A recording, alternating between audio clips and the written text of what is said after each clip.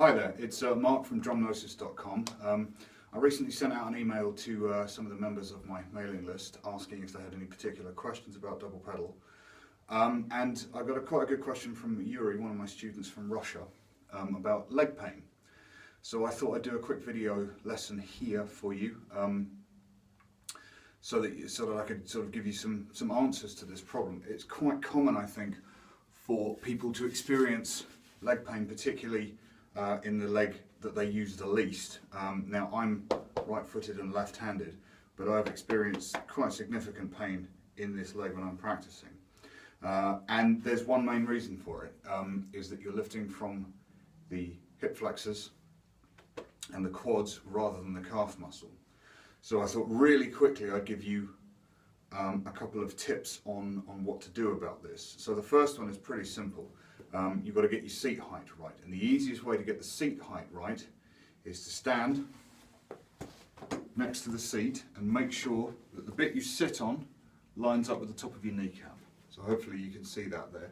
Lines up roughly with the top of my kneecap. It's actually slightly elevated. So there's no guesswork then.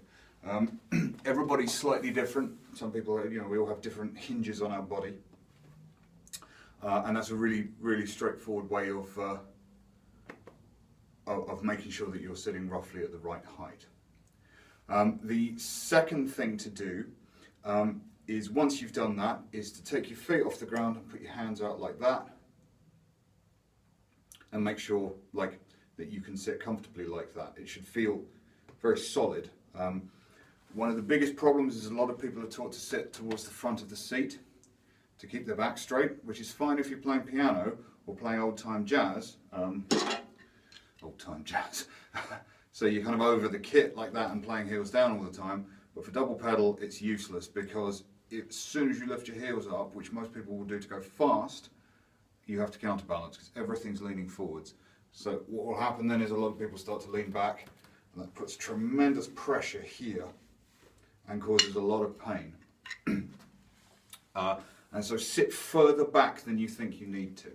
Particularly with double bass, you want to be quite a long way out. I'm a former student of Thomas Lang from quite a few years ago, but he sits a long way out, and I generally have my snare drum actually in front of my knees. Another guy who does that is Romain Goulon from Necrophagist. He's an amazing double bass player. It gives you a lot of leverage, and you don't, even if you're kind of quite forceful, it's fairly easy to play. You want to be able to see your laces over your knee without leaning forwards. But again, see, if I take my legs away and do that, I'm perfectly balanced. As soon as I sit too far forwards, I come off the seat. So you can sit quite a long way back. The last tip I'm going to give is a way for you to tell whether you're lifting from the wrong muscles. Basically, if you follow those first two tips, get your seat height right and your seating position on the stool correct, take your hands, lean on one of your legs, it doesn't matter which one, and play your double pedal. And if you find you're doing this, or you can't lift your leg up, you're lifting from the quad or the hip flexor in here, and you're going to do yourself an injury. One of the biggest misnomers about playing drums, one of the biggest misunderstandings, is when people play heels up, they stamp. Now I'm exaggerating that, but these muscles here are not evolved to lift like this. They're not very good at it. They're for pushing. Double bass drum, all foot control is done from the ankle and the calf. So you'll notice, even if I'm playing heels up,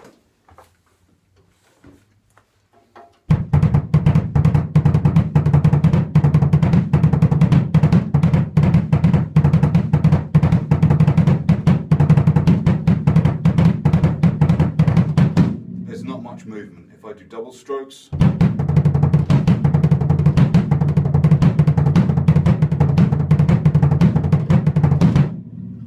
even there when I'm playing the accents are coming from my ankle rather than my leg. So, just to recap, stand up next to your stool, make sure that the bit you're sitting on lines up with your kneecap. Secondly, sit further back than you think you need to, and test it by taking your feet off the ground, putting your arms out. You'll look a bit weird, but if you fall forwards, you're sitting too far forwards, basically. You'll be off balance and you won't be able to play the pedals properly. Lastly, sit at your kit, play your double bass, lean on your knee like that. You can even get someone else, I do it in lessons when I'm teaching double bass, to get this technique. I lean very gently on the student's leg like that. And you can tell if they're lifting from the quad and the hip flexor, because their whole body will move and the leg won't come off the ground. So I hope that helps. If you've got any questions about this or any other kind of tips and things you want me to cover, send me an email at mark@drumnosis.com. And if you want to take this a little bit further, go to drumnosis.com and check out some of the free practice lessons we've got. And if you send us your email address, I'll be happy to send you the first couple of lessons from the Feet of Fire course. Cool. See you soon. Cheers.